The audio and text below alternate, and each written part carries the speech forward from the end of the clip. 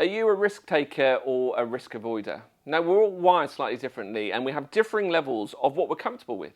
Some of us love to do dangerous stuff and others of us are more at home with our feet on the ground. Taking risks can be exhilarating and it can be fun, but it also can put us in a place where we can get hurt. And you know what? That's the risk, and that's why some of us like it. The bruising on my face right now happened because I was skiing, and that's a risky activity, especially the way I ski, as demonstrated by this. So what has all of this got to do with the whole area of mental health that we're talking about in this series? Well, simply that there are factors all around us that put us at risk of harm, physically, emotionally, and mentally. And we call these things risk factors. But there's also protective factors that help keep us safe, just like a helmet when you're skiing. Our mental health is at risk when we're exposed to more risk factors and less protective factors. But it's not a scientific formula. Mental health is complex and we're all different. Someone who has several risk factors could have more resilience towards problems than someone who has experienced less. We're all different, we're all individual, and as such, each individual experiences stress, pain, and risk in different ways. A risk factor is anything that can potentially be destructive or damaging to our mental health. So it could be the environment we live or work in. It could be the people we spend time with. Our upbringing could be a risk factor, or past abuse or harm, traumatic life events, substance misuse, disability or discrimination. All of these things are risk factors. A protective factor is anything that can contribute to our well-being or foster positive mental health. So that's things like positive parenting, self-confidence, living in a stable environment, having a good routine, eating, exercising, and resting well. They're all protective factors. Now, there's this really helpful tool called the stress bucket or stress containers that helps us understand the impact that stress and these risk factors can have on our lives. See, we've all got our own stress bucket. We've all got our own stress container. And our stress bucket fills up as we go through life, as we experience and encounter things of life, whether, stressful situations, risky situations, our stress bucket gets more and more full. Now, we've all got a different size stress bucket or different size stress containers. Some of us have a really small stress bucket, which means it fills up really quickly. And others of us have a large stress bucket, meaning we can cope with more stress in our lives before it spills over. And you're probably thinking that it's better to have a larger stress bucket than a smaller one. It's a sign of strength, but that's not necessarily the case. See, what happens as we go through life, we experience and we encounter stressful situations, and our stress bucket gets more and more full. And when it gets to the top, one thing's going to happen. As we experience the stress and as life happens, the bucket gets full and it starts to overflow over the edge. Now, we call this spillage stress signatures. This is the stuff that, when your life has hit full and life has happened and difficult things have happened and stress is built up, it spills over the top. You have a blowout, you burn out, you explode, you break, you say or you do things that you might later regret. The stress has got to come out somewhere. Now, if you have a smaller stress container, your stress is going to spill over the top quicker than somebody who's got a bigger stress container. But that doesn't mean that's a bad thing. Because if you have a large stress container like this one, more and more stress builds up in our lives. So when this overspill happens, it can potentially be more dramatic and more damaging. Now, there is a solution to this, and that's what this tap here is all about. Because life happens, we can't avoid the stresses of life, and our stress containers get more and more full. That's why we need to engage the tap. This is our stress valve, it's our stress relief. And when we turn the tap on, it lets the stress drain away. Now, this is doing positive things that can help you alleviate your stress or alleviate your tension. For me, playing golf is a great way to do this. Getting out in the open and in the fresh air and doing something that I love is a great stress relief for me. Spending time with family or friends, doing things that I love and doing things that I enjoy. Eating well and resting well alleviates the stress that I have in my life. And it's just like when I do that, when I do those things I love, it's like that I turn a tap on and the stress runs away. The stress drains out of me. Another great thing that I found that really helps alleviate my stress is spending time in prayer and silence with God. It's a great opportunity to encounter God and drain that stress away. But this tap often gets blocked because we try and regulate our stress levels by unhelpful things. That could be doing things like drinking too much alcohol or substance misuse or pornography or working too much or not getting enough rest. You know, we do loads of things and we think it's actually going to help drain away our stress, but it doesn't. It blocks up that stress tap. And all that happens is as life happens, our buckets fill and fill and fill, and then we spill over again. The stress bucket model shows us that we can't avoid stress. It's a part of life. Yeah, it's a risk factor that can damage our mental health, but there are some protective factors that we can employ to keep us healthy. We need to use this tap to keep it all balanced. With all that in mind, I want to share an example with you from a guy called Elijah. Elijah was a prophet who lived in the 9th century BC. Now, God was at work in Elijah in a powerful way, but that didn't mean he was free from struggling with his mental health. There was a bunch of risk factors at work in his life and his situation that had a big impact on him. Now, you can read his story from 1 Kings 17 in the Old Testament section of the Bible. King Ahab was king of Israel at the time. Now, he wasn't a great king. It says Ahab, son of Omri, did more evil in the eyes of the Lord than any of those before him. And that's quite something when you consider what the kings before him had done. In the next chapter, we're introduced to Elijah, and he goes up to King Ahab and makes this bold proclamation. As the Lord, the God of Israel lives, whom I serve, there will be neither dew nor rain in the next few years, except at my word. And there wasn't. Israel entered a period of drought and famine, and God takes Elijah away to live by a little brook called Kerith, where he's fed by ravens. And it's a strange thing to do in a time of drought. The first water that will dry up will be this little stream. And also, being fed by ravens is strange. You know, partly because they're renowned for abandoning their young, but also the way they feed their young. It says they brought him bread and meat each day. And I picture these ravens with silver platters dropping off nice cheeseburgers to Elijah for his dinner. But that's not how birds feed their young. You know, they eat the food and then regurgitate it into the mouths of their young. They might have delivered the food on the tray, but I imagine God worked within the natural order of things, as he has a tendency of doing. So Elijah's there for about a year, living by a small stream in the middle of a famine and eating raven vomit. And I think we'll put this experience in the risk factor box. This was certainly causing his stress bucket to fill. His physical environment wasn't great, and that would have taken its toll. When the brook dries up, God tells Elijah to move on to a place called Zarephath, which literally means melting furnace. God's instructed a widow there to look after Elijah. So he went to Zarephath. When he came to the town gate, a widow was there gathering sticks. He called to her and asked, "Would you bring me a little water in a jar so I may have a drink?" As she was going to get it, he called, "And bring me, please, a piece of bread." "As surely as the Lord your God lives," she replied, "I don't have any bread, only a handful of flour in a jar and a little olive oil in a jug.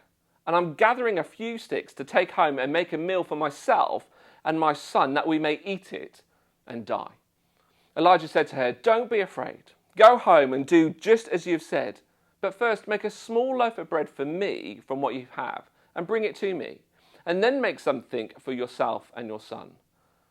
Now, the widow does this and something amazing happens. The jar of flour and the jug of oil never runs dry.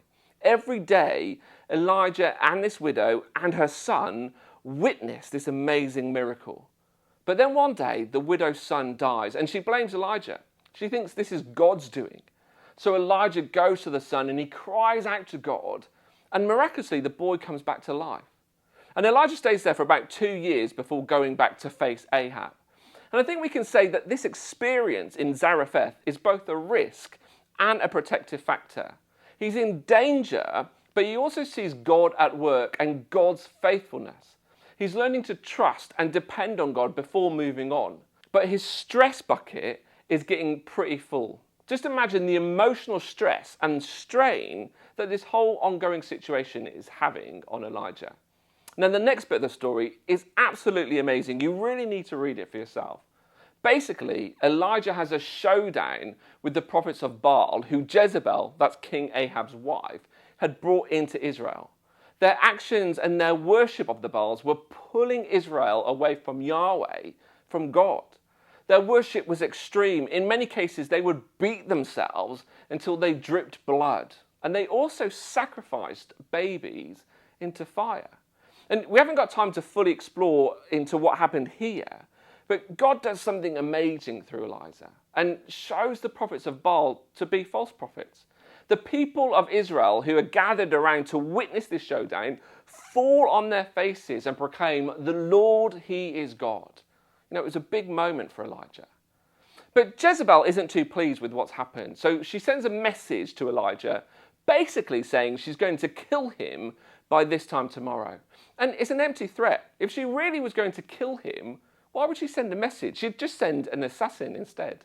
Surely Elijah isn't worried by this threat. He's seen how God has watched over him and protected him. Surely Elijah just laughs it off and carries on. This is how he responds. Elijah was afraid and ran for his life. When he came to Beersheba in Judah, he left his servant there, while he himself went a day's journey into the wilderness. He came to a broom bush, sat down under it, and prayed that he might die. "I've had enough, Lord," he said. "Take my life. I'm no better than my ancestors." Now, this last encounter, both with the prophets of Baal and with Jezebel's threat, has caused psychological stress for Elijah. I think his stress bucket at this point is overflowing. It's spilling all over the place. Not only does he run away, he also leaves behind the people who can care for him and support him. And Elijah's pretty low at this point. The events of the last few years have caught up with him. If this happened now, we would probably say that he's burnt out or he's stressed. The mighty Elijah, who in a few hundred years' time will miraculously stand on a mountainside with Jesus and Moses, suffered with stress. At this point, his mental health isn't in a great place. And if it's okay for Elijah to struggle, then I think it's okay for you and me to struggle too. And of course, God doesn't want to leave him in this situation. So he miraculously provides some bread and water and gives Elijah a nudge to wake him up and eat. And he does, he goes back to sleep. So God gives him some more food and more water and wakes him up to eat. Now notice what God's doing here. He's giving him rest and nutrition. These are protective factors. Resting well and eating well are really important if we want to look after our physical and our mental health. God is alleviating his physical stress. And God then says to Elijah, "Go to the mountain of Horeb, to a special cave." Now we think it's the same place that Moses went when God placed him in a cave and covered him with his hand and passed by outside so Moses could get a glimpse of what God looks like. Elijah spends the night in this cave and then God speaks. "What are you doing here, Elijah?" He replied, "I've been very zealous for the Lord God Almighty. The Israelites have rejected your covenant, torn down your altars, and put your prophets to death with the sword. I'm the only one left, and now they're trying to kill me too." Now, this isn't quite true. Elijah knows that Obadiah has rescued loads of the prophets and was keeping them safe. Elijah isn't alone. Things aren't as bad as they appear. But in this moment, this is what Elijah feels. He feels alone and abandoned. So what does God do? Does he tell him to pull himself together and stop sulking? Does he give him a kick and tell him to get on with it? No. The Lord said, "Go out and stand on the mountain in the presence of the Lord, for the Lord is about to pass by." Then a great and powerful wind tore the mountains apart and shattered the rocks before the Lord. But the Lord was not in the wind. After the wind, there was an earthquake, but the Lord was not in the earthquake. After the earthquake came a fire, but the Lord was not in the fire. And after the fire came a gentle whisper. When Elijah heard it, he poured his cloak over his face and went out and stood at the mouth of the cave. In this moment, Elijah doesn't need to see God's power. He needs to encounter his grace.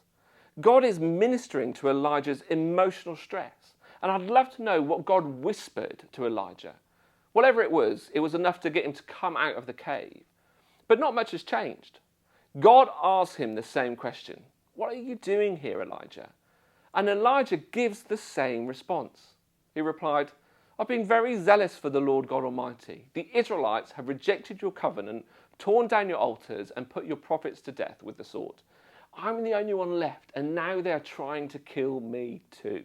And God then gives Elijah a new mission. He gives him a bunch of things to do that will result in Israel coming back to him and rejecting the false gods they worship.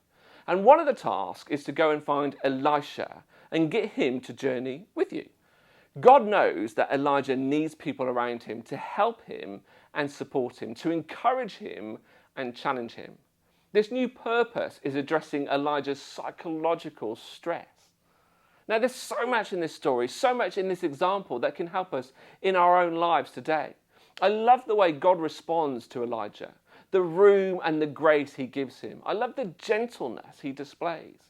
God is a God of power. He moves mountains. He's a God of fire and strength. But he's also a God of whisper, of compassion, and a God of grace. When we're in that place that Elijah found himself in, when we feel stressed and broken and burnt out, that voice, that gentle whisper is there for us. We can also be that voice for the people around us. Perhaps there's someone in your life who feels a bit like Elijah. They're stuck in that cave because their stress bucket is overflowing. We want them to get out, to face the world, to face the problem and to fix it. Surely God could have sorted Elijah's struggles in an instant, but he didn't. Instead, he chose to gently, graciously, and patiently help Elijah take one step at a time. He didn't rush him, he didn't force him, but he did encourage him. Perhaps God could use you to be that still, quiet voice that helps someone out of their cave and sets them off in the right direction. I love the way God helps Elijah reduce the levels in his stress bucket.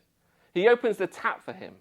When I embrace the practices and rhythms that Jesus has set out for me, my stress decreases.